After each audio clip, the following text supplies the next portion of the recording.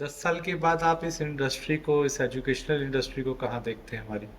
मैं इस इंडस्ट्री को बहुत ही अच्छे और फ्लाइंग कलर्स के साथ देखता हूँ।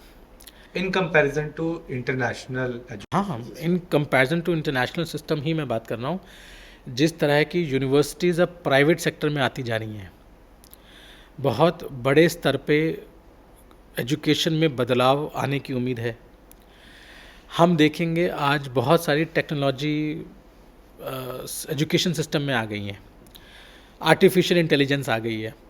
अब बहुत सारे लोगों को ऐसा लगता है कि आर्टिफिशियल इंटेलिजेंस आने से मेरी नौकरी खतरे में पड़ जाएगी, या टीचर्स की अब ज़रूरत क्या पड़ेगी कि एक रोबोट पढ़ा देगा या कंटेंट डेवलप्ड हो जाएगा। तो मैं उन सभी को ये भ्रम दूर करना चाह रहा हूँ। या एक बात छोटी सी बताता हूँ, पता नहीं आप लोगों को शायद याद होगी, जब कैलकुलेटर्स आए थे उस समय पे देश में बहुत बड़ा धरना दिया गया था। और वो धरना और किसी ने नहीं, हमारे टीचर्स ने दिया था। उनका कहना था कि ये कैलकुलेटर्स बच्चों के सोचने की शक्ति को कम कर देंगे। आज 40 साल बाद मुझे तो नहीं लगता कि किसी भी कैलकुलेटर ने किसी की सोचने की शक्ति कम करी है, उसको बढ़ाया है। बिल्कुल। तो ये सारे जो टेक्नोलॉजिकल एडवांसमेंट होती हैं, ये हमारी मददगार होती हैं। आज स्टेम रोबोटिक्स पे बहुत काम हो रहा है, आर्टिफिशियल इंटेलिजेंस पे बहुत काम हो रहा है, रोबोटिक्स पे बहुत काम हो रहा है, आज मशीन टूल्स पे बहुत काम हो रहा है, और ये सब स्कूल्स में हो रहा है। आज गवर्नमेंट बहुत सारे इंसेंटिव्स दे रही है, बहुत सारी अटल थिंकिंग लैब्स आपके स्कूलों में क्रिएट कर रही है।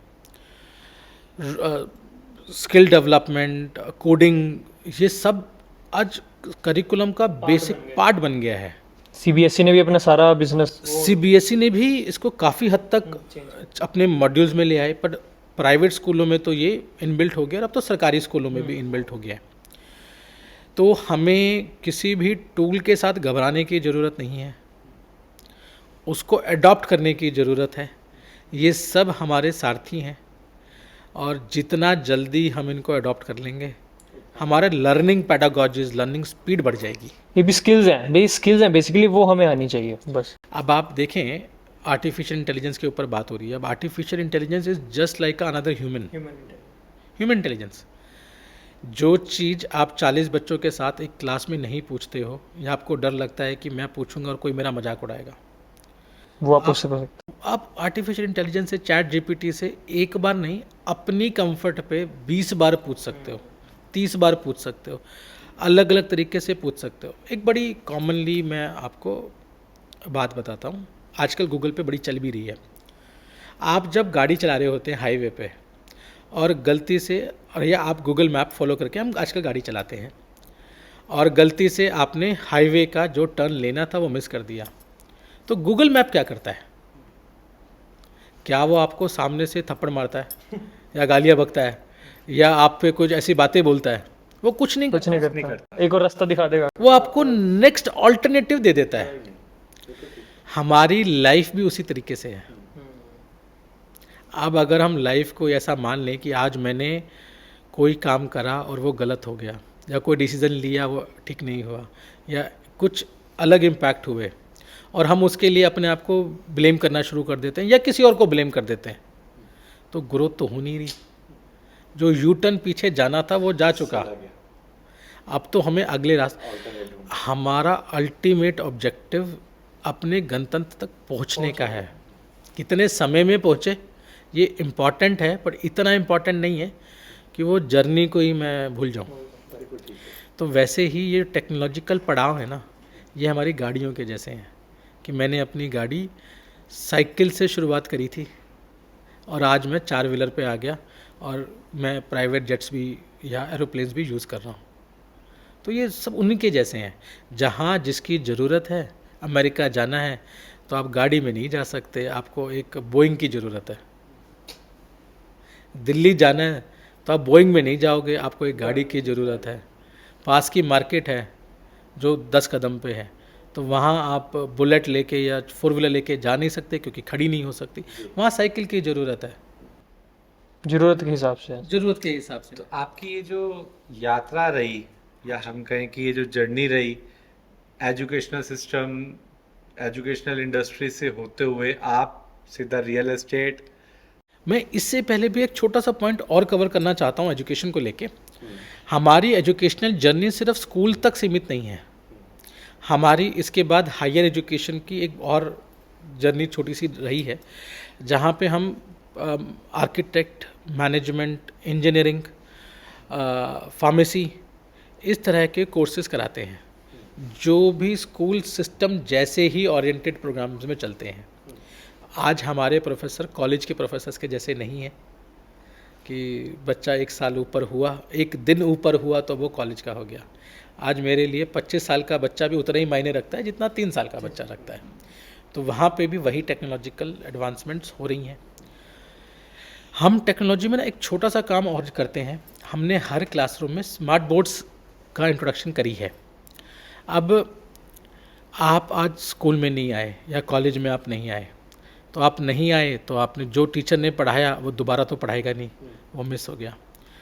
तो जो टीचर ने स्मार्ट बोर्ड पे लिखा वो सब सेव हो गया है और हमारी डिजिटल लाइब्रेरी का हिस्सा बन चुका है।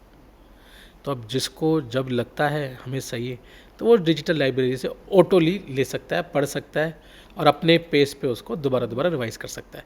यही चीज़ हम स्कूल में करते हैं, यही कॉलेज में करते हैं और यही चीज़ हमारी एक यूनिवर्सिटी भी है ऋषिहुड के नाम से, वहाँ पे भी हम यही सारे टेक्निकल प्रोग्राम्स चलाते हैं, तो वहाँ पे भी करते हैं। तो बड़ी इंटरेस्टिंग एजुकेशनल की जर्नी है और टेक्नोलॉजिकल युक्त है और मुझे तो लगता है कि आज टेक्नोलॉजी हमारा सबसे बड़ा दोस्त है, ना कि दुश्मन। सर आपने अब अपनी एजुकेशनल की जर्नी तो बता दी सारी कि भाई कैसे कैसे शुरुआत करी, तो रियल एस्टेट में कैसे एंट्री हुई? जैसे मैंने आपको बताया ही था कि ये बाय चॉइस नहीं है, बाय मौका है। हम फाइनेंस का काम मेरे फादर कर रहे थे। गवर्नमेंट ने एक दिन फाइनेंसिंग का काम बोला कि अभी आपको सपोर्ट नहीं मिलेगा, तो वो पैसा रियल एस्टेट में हम डालते गए और हमने बिल्कुल भी नहीं सोचा था कि रियल एस्टेट एक व्यापार बन सकता है। और ग्रेजुअली वो एक ज़मीन बेची, फिर दूसरी ज़मीन बेची, उसके बदले फिर एक ज़मीन ले ली, तो रियल एस्टेट एक काम समझ में आने लग गया। बट पिछले 5 सालों में गवर्नमेंट ने अनऑर्गेनाइज्ड रियल सेक्टर्स को, एजुकेशन सेक्टर्स पे बहुत बड़ा एक स्टॉपेज लगा दिया है। अब उसके डेवलपमेंट सहित बहुत सारी डेवलप्ड इंडस्ट्रियल डेवलप्ड प्रोडक्ट्स आ रहे हैं, लाइसेंस्ड कॉलोनी जिन्हें हम बोलते हैं। तो अब वो पहले जैसा कहीं से जिसके पास भी ज़मीन है, जहाँ समझ में आया रोड बना दी, कोई ऑर्गेनाइज नहीं करा। जैसे हमारे हुड्डा के सेक्टर्स हैं, गवर्नमेंट ने रिस्ट्रिक्शन लगा दी कि अब आप अपनी मर्ज़ी से काम नहीं करोगे, अनऑर्गेनाइज नहीं करोगे, तो मजबूरी में हमें ऑर्गेनाइज सेक्टर में, ऑर्गेनाइज में आना पड़ा। पर ऑर्गेनाइज्ड में जब हम आए तो सिर्फ हम ही नहीं, बहुत सारे प्लेयर्स ऑर्गेनाइज इंडस्ट्री में एक साथ आए और सभी को इस काम में बहुत मज़ा आने लगा। मज़े से भी ज़्यादा अब गवर्नमेंट के पास एक कंसोलिडेटेड डाटा है कि किस जगह पे कितनी सोसाइटीज़ क्रिएट हो रही हैं, किस सोसाइटीज़ में कितने मकान बन रहे हैं, उन मकान में कितनों की कैपेसिटी हो सकती है। अब हर कॉलोनी में रेगुलेटेड पार्क्स हैं, रेगुलेटेड कॉमर्शियल्स हैं, रेगुलेटेड स्ट्रीट के साइजेस हैं, जो और गवर्नमेंट की बड़ी अच्छी पॉलिसीज़ आ गई हैं कि अब आपको पार्किंग मैंडेट कर दिया है और जहाँ पार्किंग मैंडेट नहीं है वो रोडों का साइज़ बड़ा करना पड़ता है। 18 मीटर का साइज़ आपको अब देना पड़ता है, 12 मीटर का साइज़ देना पड़ता है। तो पहले वाला काम अब नहीं है, तो वो पार्किंग के इश्यूज़ कम हो गए। ऐसे ही सेम काम जो रेजिडेंशियल में हो रहा है, सेम इंडस्ट्रियल्स में भी हो रहा है। इंडस्ट्रीज़ में भी अब गवर्नमेंट ने रेगुलेशंस बहुत सारी ले आई हैं, इंडस्ट्रियल पार्क्स जो आ रहे हैं और इन पे गवर्नमेंट बहुत सारी सब्सिडीज़ और हेल्प भी प्रोवाइड कर रही है। तो इन्हीं में से कुछ प्रोजेक्ट्स हम भी कर रहे हैं, जिनमें से हम 2 इंडस्ट्रियल प्रोजेक्ट्स कर रहे हैं, 2 रेजिडेंशियल सोसाइटीज़ हम ऑलरेडी कर चुके हैं, 2 को अब इनिशिएट कर रहे हैं और एक हम SCO का प्रोजेक्ट कर रहे हैं, विच इज़ लाइक कि शॉप कम रेसिडेंस, जो पहले पुराने लाला जी की दुकान होती थी, मंडी वाला सिस्टम। Same system. बट वो अब रेगुलेट हो गया है कि उसमें आपको ऑथराइज्ड एसईओ है, वो कमर्शियल एरिया है, तो आप वहाँ कमर्शियल एक्टिविटीज़ कर सकते हैं। तो ये 3 तरह के मॉड्यूल्स हैं जिन पे हम काम इस समय कर रहे हैं। तो सर ऐसा मतलब क्यों हो रहा है, मतलब कि पिछले अगर 5-10 सालों में देखें प्राइसेस बहुत ज़्यादा बढ़ चुके हैं रियल एस्टेट के। अफोर्डेबिलिटी बढ़ गई है, सिर्फ प्राइसिंग बढ़ने की बात नहीं है, अफोर्डेबिलिटी बढ़ गई है। पहले आप देखेंगे किसी भी शहर में 2 तरह से कॉलोनी बसती थी, एक जो सरकार बसाती थी, जो प्राइवेट हुड्डा के सेक्टर होते थे, और एक कॉलोनी ऐसी बसती थी जो अनरेगुलेटेड अवैध कॉलोनियाँ होती थी। हर शहर में होती हैं वैसी कॉलोनियाँ, जो कोई ना कोई एक छोटा मोटा बिल्डर या एक व्यक्ति उसको क्रिएट कर देता है। अब जो अवैध कॉलोनियाँ होती हैं उनकी रजिस्ट्रियाँ नहीं होती हैं, वहाँ पानी की सप्लाई नहीं होती, ड्रेनेज की सप्लाई नहीं होती, रोडों की सप्लाई नहीं होती, बिजली के कनेक्शन नहीं मिलते, बैंक का लोन नहीं मिलता, तो वो सब लोग मैनिपुलेट करते हैं और इधर उधर से उसकी व्यवस्था करते हैं। गवर्नमेंट ने इन्हीं को अपनी योजनाओं के तहत रेगुलेटेड कॉलोनी में ले आए। जो अनरेगुलराइज कॉलोनी थी अब वो रेगुलराइज कॉलोनी हो गई हैं। आप देखेंगे पहले सिर्फ बड़े साइज़ के प्लॉट्स ही कटते थे, 200 गज, 250 गज, 300 गज, 500 गज, 700 गज, 1000, 1200, 2100। अब छोटे गए। अब रेगुलेटेड 100 गज का प्लॉट 90 गज से लेके 170 गज तक के प्लॉट मार्केट में अवेलेबल है, और ज़्यादातर यही प्लॉट्स अवेलेबल है। तो हाँ, मैं ये ज़रूर कहूँगा कि अगर आप पहले 300 गज ले पाते थे या 300 गज का फ्लैट ले पाते थे, अब आप 170 गज का अपना ही घर ले सकते हो। तो महंगाई तो बढ़ी है, पर अफोर्डेबिलिटी भी बहुत ज़्यादा बढ़ी है और रेगुलराइज हुआ है। अब आपको जो इंसान अपनी ज़िंदगी में, एक एवरेज इंसान 2 बार से ज़्यादा घर नहीं बनाता और 2 बार से ज़्यादा फैक्ट्री नहीं बनाता। अब घर बनाने के लिए वो बड़ा प्यार से, बड़ी उससे अपना घर बनाता है, और एक दिन अनरेगुलराइज कॉलोनी में घर होता है, उस पर कोई लोन्स नहीं होते। रेगुलराइज कॉलोनी में आपको सारी सुविधा मिलेंगी और बैंक आपको बहुत ही सस्ते दामों पे फंडिंग कर देता है। पहले 12%, 15% की फंडिंग आती थी, प्राइवेट फाइनेंसर्स फंडिंग करते थे। अब 7% पे होम लोन बैंक से ही मिल जाता है, प्राइवेट फाइनेंसर्स भी आपको इसी या उससे कम रेशो में। और आप देखेंगे कि बैंक फंड्स देने के लिए आपको बार बार फ़ोन करता है, आपको बैंक नहीं जाना पड़ता। तो ये सब अफोर्डेबिलिटी के कारण हुआ है, और इन्हीं कारणों से इंडस्ट्रियां भी बढ़ने लगी हैं। दिल्ली बहुत कंजस्टेड होता ही जा रहा है, और अगर आप दिल्ली का ज्योग्राफी देखेंगे तो दिल्ली के पास 4 चीज़ें लगती हैं जी। पहला गुड़गांव, जो आज बढ़ के अरावली तक पहुंच गया है। कुछ टाइम बाद अरावली के पहाड़ ही रोकेंगे कि इसके बाद तो इनके ऊपर से जाओ, वहाँ तक हम पहुँच चुके हैं। फरीदाबाद भी अपनी एक चरम सीमा पे आ चुका है, और नोएडा और ग्रेटर नोएडा, क्योंकि नोएडा बना फिर ग्रेटर नोएडा बना, तो वो भी एक एक्सट्रीम पहुँच गया है। सिर्फ सोनीपत का ही एक ऐसा इलाका रहा, या सोनीपत, पानीपत, करनाल, जहाँ ग्रोथ आई बट उस तरीके से नहीं आई। और अब कनेक्टिविटीज़ का बहुत अच्छा है, तो ये सब एरियाज़ बहुत ज़्यादा फ्लरिश कर रहे हैं, प्रॉस्पर करेंगे, और आने वाला बहुत सुंदर भविष्य हमारे इस सोनीपत का और इसकी जीटी बेल्ट का रहेगा। राहुल जी, जो आपकी ये जर्नी रियल एस्टेट तक की तो आपने बता दी, अब रियल एस्टेट के अलावा आप हॉस्पिटलिटी के अंदर और फूड सेक्टर में भी कुछ कर रहे हैं। हाँ जी, मैं फूड से ही शुरू करता हूँ। जैसे मैंने आपको बताया कि हमने जो भी काम करे ये बाय चॉइसेस नहीं थे, बाय गॉड ग्रेस थे या गवर्नमेंट ग्रेस थे। तो मैंने आपको पहले ही बताया कि हम फाइनेंसिंग का काम करते थे। फाइनेंस करा तो एक दिन हमने जिसको फाइनेंस करा उसने हम बेसिकली ट्रक फाइनेंस किया करते थे, पैसे फाइनेंस नहीं करते, ट्रक फाइनेंस करते थे। तो हमने ट्रक फाइनेंस करे, मेरे फादर ने ट्रक फाइनेंस करे।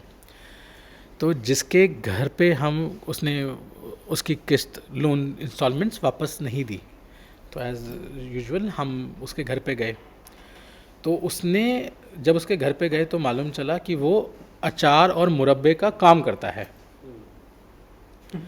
तो हमें ट्रक तो मिला नहीं, हम उसके अचार और मुरब्बे उठा के अपने साथ ले आए, ठीक है, ये सोच के कि अब वो आएगा और अचार मुरब्बे ले जाएगा और अपना ये कर जाएगा। अब हम अचार मुरब्बे तो ले आए, पर हमें ये नहीं पता था कि इसकी संभाल बहुत ज़्यादा होती है। अगर अचार को नमक के अंदर ना रखा जाए तो अगले दिन वो सारा अचार पे फुई लग जाएगी, ख़राब हो जाएगा, डिकलरेशन हो सर जाएगी। कितने किलो थे वैसे? बहुत क्वांटिटी थी और उस समय किलो तो नहीं, पैसे बहुत लग गए थे। तो हम तो उस फ्लेवर में उसको ले आए थे रिकवरी के चक्कर में, तो वो अचार और मुरब्बे आ गए। अब हमें पता ही नहीं इसको करना कैसे है, तो हमने खर्चा करके एक्सपर्ट लाए कि इसको संभालेगा कौन। जब एक्सपर्ट लाए तो हमारी जो टीम थी उन्होंने फिर अब उसको संभालना भी था और फिर अपनी भी रिकवरी करनी थी। तो उस अचार मुरब्बों को बनाया और उसके बाद फिर उसको बेचा। तो जब हमने उसको बेचा तो हमें यही एक काम समझ में आ गया, फिर हमने यही एक काम शुरू कर दिया। अब ये काम जब हमने शुरू करा, ये रफली अराउंड 1982 की बात है। अच्छा, और आज करते करते हमें 40 साल अंदाज़ा इस काम को हो गए हैं। और मैं बहुत ही प्राउडली ये बात सबको बोलता हूँ कि हम बहुत ऑर्गेनिक अचार और मुरब्बों का काम करते हैं। हम कोई भी किसी भी तरह का प्रोडक्ट इसमें वो नहीं यूज़ करते, कंजर्वेटिव्स नहीं यूज़ करते, प्रिजर्वेटिव्स नहीं यूज़ करते, और जो यूज़ करते हैं वो भी बहुत ऑर्गेनिक्स होते हैं। हमारी अपनी एक रीजनल ब्रांड है लॉयन के नाम से, under the chain of HRM हम इसको चलाते हैं जी। और more than 80 types of pickle, all pure vegetarian pickles. कोई वैसा नहीं हम बनाते हैं, मिक्स नॉनवेज नहीं बनाते हैं।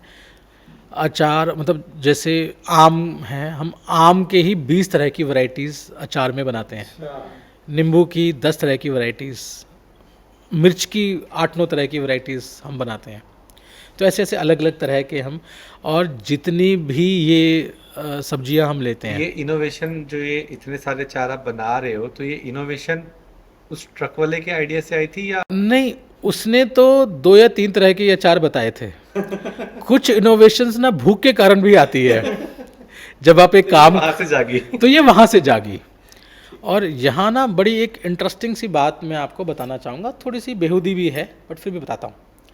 सब लोग बोलते हैं कि पढ़े लिखे लोग ही काम करते हैं। आज हमारी factory is doing very good job, और वहाँ पे एक भी व्यक्ति पढ़ा लिखा नहीं है। अच्छा, शायद ही उनमें से कोई ऐसा है जो 10वीं पास किसने करी होगी। अच्छा, सारे एक तरह के अनपढ़ तरह तो के। स्टाफ तभी से है 82-83 जब आप बता रहे हैं? हाँ, ऑलमोस्ट ये दहेज में आया हुआ स्टाफ है जो उस समय सामान के साथ ही आ गया या उसकी ज़रूरतों के साथ आ गया, और ना उसके बाद अचार हमारी लाइफ से गया, ना स्टाफ हमारी लाइफ से गया। 40 ईयर स्टाफ आपके साथ है, मतलब बहुत सारे मेरे पास ऐसे ऐसे लोग हैं जो 20 साल से, 25 साल से, 40 साल से।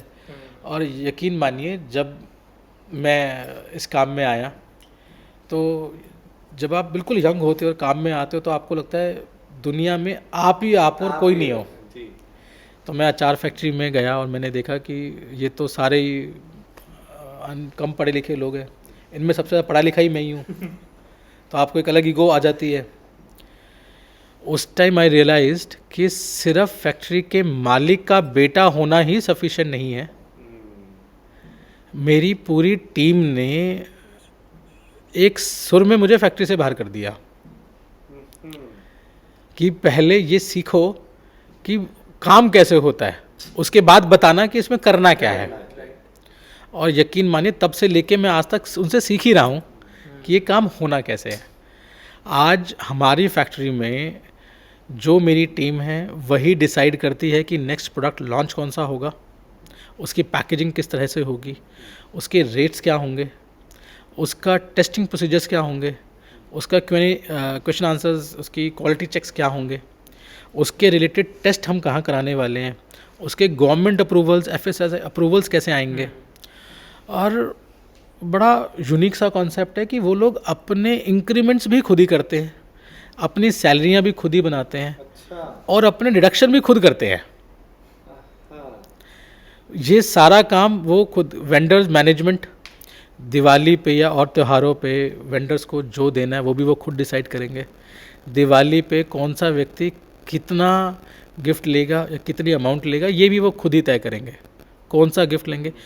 और मैं बहुत ही प्राउडली ये बात बोलता हूँ कि आज अगर आप मेरी फैक्ट्री जाएं और आप बोलें कि मेरे को 100 किलो अचार दे दो, तो हाथ जोड़ने के अलावा मेरे पास कोई ऑप्शन नहीं होगा। मेरे पास रेडी टू गिव कुछ भी नहीं होता है। अच्छा, हम कोई डिस्काउंट नहीं देते, तो ऑर्डर्स पे बनता है बस? 100% ऑर्डर पे बनता है। और हम जितने ऑर्डर आते हैं उतने ऑर्डर पूरे नहीं कर पाते हैं। हम 5 तरह के 6 तरह के मुरब्बों को लेते हैं और उनकी एक पैकेजिंग बनाते हैं, और उनकी इतनी डिमांड होती है कि हम वो महाराष्ट्र भी जा रहा होता है, वो कर्नाटक भी जा रहा होता है, और 2 महीने पहले से ऑर्डरिंग शुरू हो जाती है, पर इसी समय बना पाते हैं, उसके अलावा बना भी नहीं पाते। अच्छा। और मेरा कोई भी अचार को या रोटी को टेस्ट करने का एक ही तरीका होता है कि अगर मेरी रोटी नरम है या हार्ड है, तो आप किसी भी गेहूं वाले से पूछेंगे तो बोलेगा रोटी ले लो और 2 उंगलियों से तोड़ लो। अगर वो टूट गया तो आपका आटा नरम है, नहीं तो आटा सख्त है। वैसे ही मैं अचार वाला हूँ तो अपने अचार की बात बता सकता हूँ। अगर उस 2 उंगली से मेरा अचार भी टूट जाए तो वो अचार सही है, या वो मेरी ब्रांड का है, नहीं तो वो किसी और का है।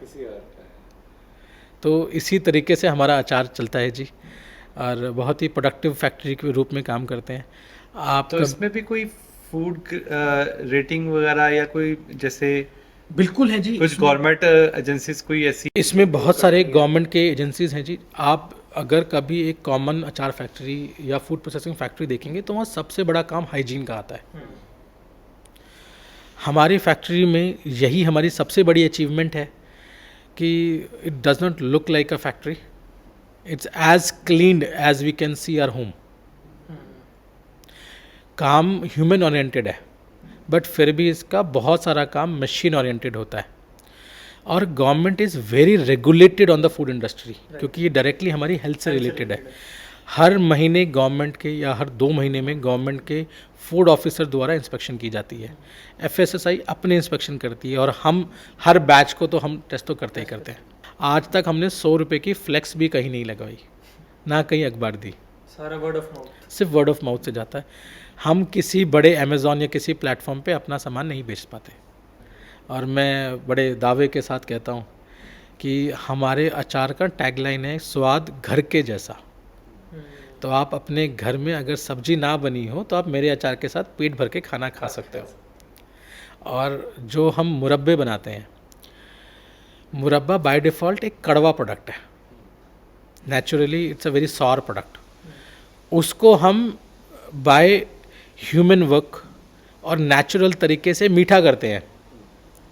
इतना मीठा करते हैं कि आप खाने के बाद एज अ स्वीटनर उसको खा सकते हैं।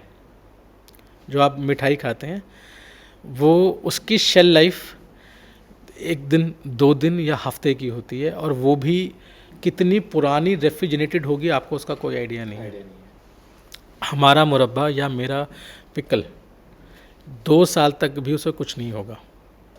और मैं आंवला, सेब, आम, पपीता, चेरी, गुलकंद हम बहुत अच्छा गुलाब का ओरिजिनल गुलकंद बनाते हैं, अच्छा, प्योर ओरिजिनल रोज पेटल्स का। तो ये जो आपका हॉस्पिटैलिटी सेक्टर के अंदर, हॉस्पिटैलिटी सेक्टर के अंदर हम एक छोटा रिजॉर्ट चलाते हैं। इट्स अ 3 स्टार प्रॉपर्टी, जहाँ पे हम एक्चुअली सोनीपत में कुछ साल पहले तक होटल्स तो थे, बट उस तरह के होटल्स नहीं थे जिस तरह की हमारे शहर को ज़रूरत थी। ये 2015 की बात कर रहा हूँ मैं।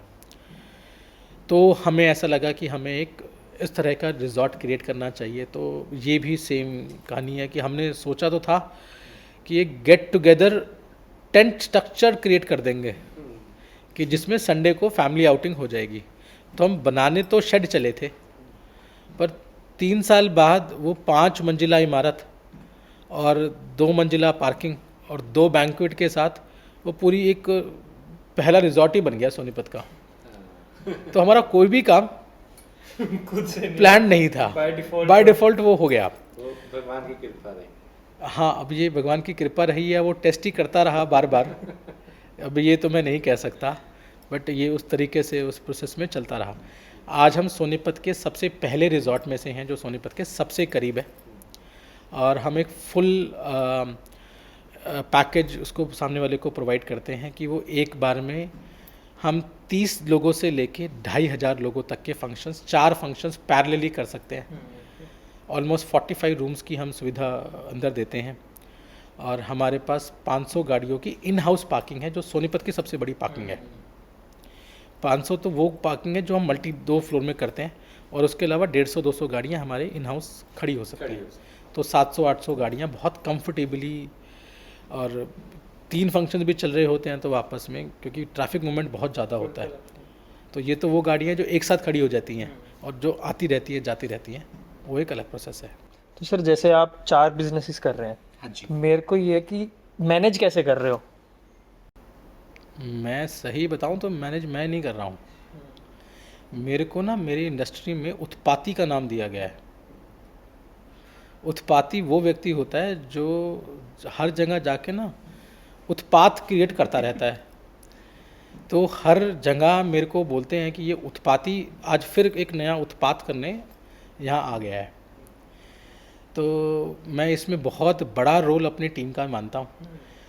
जैसे मैंने आपको बताया कि मेरे पास बहुत सारे लोग ऐसे हैं जो 25 साल से 30 साल से, मतलब इस पर बड़ा फनी सा किस्सा भी सुनाता हूँ। मेरी एक छोटी सी प्रॉपर्टी है दिल्ली में, मेरा कॉरपोरेट ऑफिस है। तो वहाँ पे एक व्यक्ति मैंने जब बनाया उसको 2012 में, तो मैंने एक व्यक्ति रख लिया। जब रखा तो उसने मेरे से पूछा कि काम क्या है मेरे लिए। तो मैंने कहा, उसको बोला कि भाई तेरे को काम क्या है, मेरे को तो यही नहीं पता कि मैं इस बिल्डिंग में क्या काम करूँगा। तो पहले तो मैं अपने लिए काम ढूंढूंगा, फिर तेरे लिए काम ढूंढूंगा। तो उसने कहा ठीक है जी, काम करते हैं। तो वो मेरे साथ एज अ सफाई कर्मचारी या बिल्डिंग मेंटेनेंस ऑफिसर के रूप में मेरे साथ जुड़ गया। ओवर द ईयर्स वो मेरे साथ काम करता ही रहा। एक दिन किसी बात पे मैंने उसको बोला कि अब तू कल से मत आना, तेरी ज़रूरत नहीं है, और मैंने उसको मना कर दिया और मैं अपने घर आ गया। अगले दिन मुझे गार्ड ने पता लगा कि वो तो गार्ड से भी पहले वहाँ पहुँचा हुआ है। तो मैंने उसको फ़ोन किया कि भाई तू कर क्या रहा है। तो उसका जवाब सुन के ना मैं भी हैरान भी रह गया और बहुत प्राउड भी फील करता हूँ। उसने कहा, आप उत्पाती हो ये मुझे पता है, पर जज्बाती भी हो ये आज पता चला।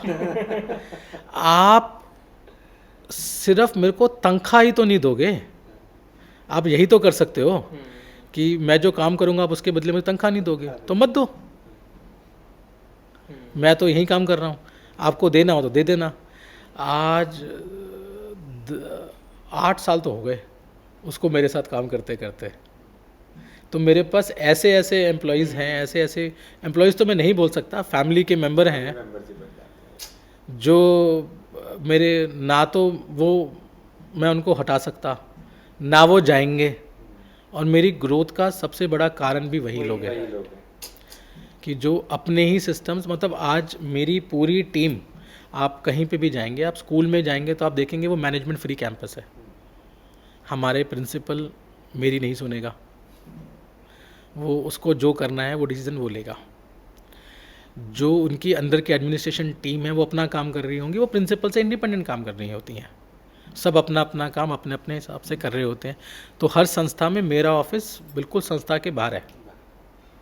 तो मेरा काम एक्चुअल में सिर्फ उत्पाद क्रिएट करना है, व्यवस्था नहीं, व्यवस्था वही लोग बनाते हैं। टीम मैनेजमेंट और डेलीगेशन बहुत स्ट्रॉन्ग है, तो इस कारण हमारी चीज़ें सारी, मुझे ऐसा लगता है कि डेलीगेशन ही सबसे बड़ा रोल है। जब तक हम अपने ही लोगों पे, जिनको भी हमने काम का दायित्व दिया है, इसका मतलब वो व्यक्ति हमने चूज़ करके रखा है।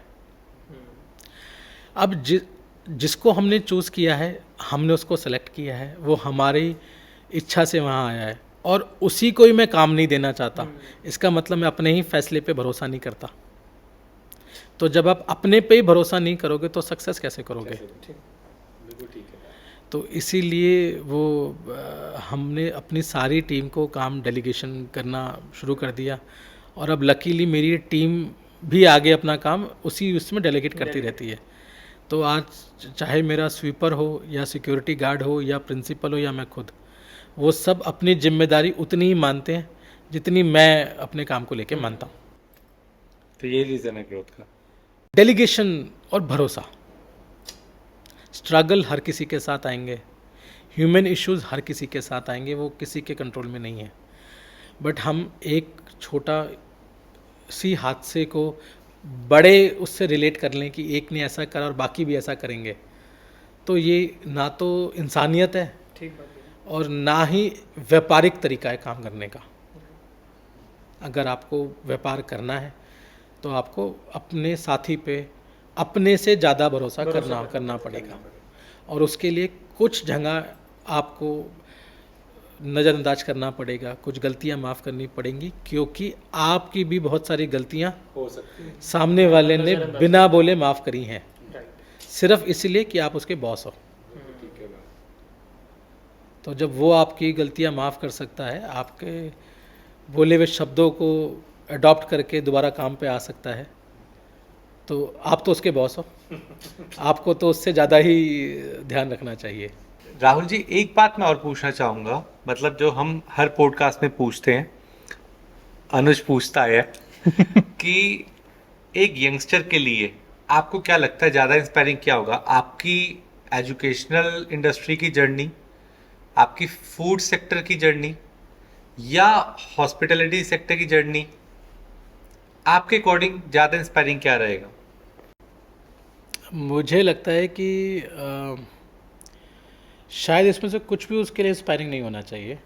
उसके लिए जो मेरे को समझ में आता है कि ये इंस्पायरिंग हो सकता है कि लाइफ आपको हर बार अलग अलग मौके देती रहेगी। You will always get lemons. Now it is up to you कि आप उनसे बीज बना के पेड़ बनाएंगे या उनसे जूस बना के अपना लेमनेड बनाएंगे। तो मैंने जितने भी लाइफ ने मेरे को मौके दिए, मैंने हर एक मौके को एक अपॉर्चुनिटी के रूप में क्रिएट करने की कोशिश करी है। तो वो ही मुझे लगता है कि शायद थोड़ा बहुत मोटिवेशनल हो सकता है। सर, जो हमारी गवर्नमेंट है वो स्टार्टअप से ही बहुत फोकस कर रही है, और आजकल तो एमएसएमईज पे पूरा फोकस हो रखा है। तो आप अगर कोई भी जो एस्पायरिंग एंटरप्रेन्योर है उसको क्या एडवाइस देना चाहेंगे? देखो, मैं बहुत कुछ तो नहीं बोल सकता, बट एक छोटी सी बात मैं बोलना जरूर चाहूँगा। जब हम रेस में अकेले दौड़ रहे होते हैं तो हम बहुत तेज़ी से, बहुत जल्दी जल्दी रेस को दौड़ पाते हैं। बट एक ऐसा समय आता है जब आप अकेले दौड़ते हुए थक जाते हैं, बैठ जाते हैं या गिर जाते हैं। पर आप सही मायने में अगर एंटरप्रेन्योर बनना चाहते हैं तो आपको अकेले नहीं, टीम के साथ दौड़ना पड़ेगा। और जब आप टीम के साथ दौड़ेंगे तो हो सकता है कि आप ज़्यादा फासला ना कवर पर, मतलब ज़्यादा तेज़ी से ना कवर कर पाएँ, बट आप बहुत ज़्यादा फासला ज़रूर कवर कर लेंगे। और जो फासला आप कवर करेंगे वो आपका एक अकेले का नहीं होगा, वो टीम का होगा। और यहाँ हमें एक बात बहुत याद रखने या समझने वाली चीज़ है, मंजिल पे पहुँचना एक खूबी है, पर मंजिल पहुंचने के बाद जिनके साथ पहुँचे और उनको भूल जाना, ये बहुत बड़ी गलती है।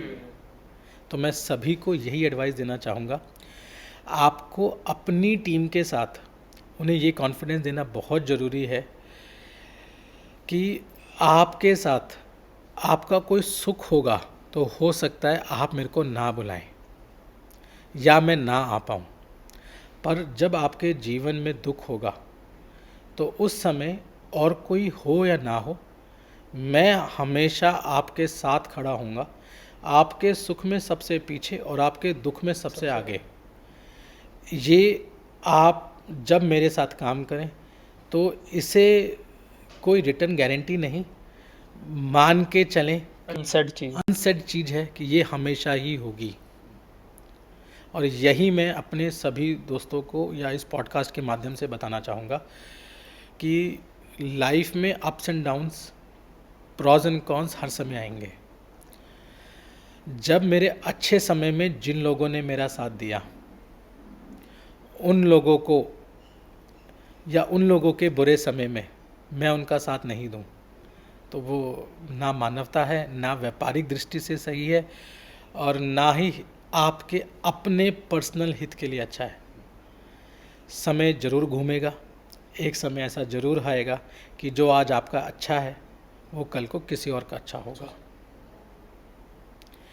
हमारे साथ कितने लोग चले, इससे ज़्यादा ये महत्व रखता है कि मेरे पीछे कितने लोग चले। और पीछे, हर व्यक्ति के पीछे लोग नहीं चलते, उन्हीं के पीछे लोग चलते हैं जिन्हें पता होता है कि सबसे आखिरी वाला व्यक्ति कौन है और कहाँ है और उसके लिए क्या व्यवस्था करी गई है। वो एक असली लीडर की पहचान है। मेरी नज़र में तो वही मेरा मूल मंत्र है कि मेरे साथ करने वाले जितने भी कार्य हैं, जो भी वो अच्छा कार्य करते हैं या मैं जो भी अच्छा कार्य करता हूँ वो उनका है, और जो भी वो गलत कार्य करते हैं, जो भी है, वो मेरा है। तो every good work done by them is their credibility, and every bad decision taken by them is the decision which have taken by me, not by them. तो the defeat is mine and mine victory is always theirs. तो एक leader की quality है आप में। ये तो मैं नहीं कह सकता पर मुझे लगता है कि मैं एक ठीक ठाक कार्यकर्ता जरूर हूँ। चलिए, तो यहीं पे हम लोग इसको समाप्त करते हैं आज की इस चर्चा को। और इसमें मेरा टेक अवे ये है कि हमें ना, मतलब कि जैसे आपने बताया कि कोई भी बिजनेस आपका विद, मतलब आपका मन नहीं था, विद लक हो गया लगा लो, कि हमें अपना अपॉर्चुनिटी देखनी पड़ती है हमें, कि हमें ये भी है कि प्रेजेंस ऑफ माइंड बहुत ज़रूरी है, कि हमें देख कि क्या चीज़ करनी है। जैसे आपने मुरब्बे वाला बिजनेस बताया, तो आपने अपना प्रेजेंस ऑफ माइंड रखा, तो उससे आपको एक बिजनेस आइडिया आया। तो हर टाइम, हर पल किसी ना किसी कोई ना कोई आइडिया आ सकता है, बस हमें ये होता है कि हमें क्लिक कैसे करेगा और उसको एग्जीक्यूशन में कैसे लेके आएंगे। अपॉर्चुनिटी मिले तो ले लो। राइट। यहाँ ना मैं थोड़ी सी बात आपकी ठीक करूँगा। ये जो अपॉर्चुनिटीज़ समय समय पे मिली, ये मेरी नहीं है, मेरे पिताजी की है। मैंने अपने पॉडकास्ट के स्टार्टिंग में भी यही बात बोली थी कि ये सब उनका करा हुआ है, मैं तो सिर्फ उसको आगे बढ़ा रहा हूँ। मैंने कोई भी काम मैंने नहीं शुरू करा है, सिर्फ उन्होंने करके दिया और मैं उसको आगे करने की कोशिश कर रहा हूँ। तो सर, आज बहुत अच्छा लगा आपसे मिलके, इतनी सारी चीज़ों के बारे में जान के। तो आपका बहुत बहुत धन्यवाद, आपने समय निकाला और हमारे पॉडकास्ट पे आने के लिए बहुत बहुत शुक्रिया। बहुत बहुत धन्यवाद मुझे यहाँ बुलाने के लिए और मेरे को मौका दिया कि मैं अपनी कुछ बात आपको बता पाऊँ। इसके लिए आपका बहुत बहुत धन्यवाद। हाँ जी।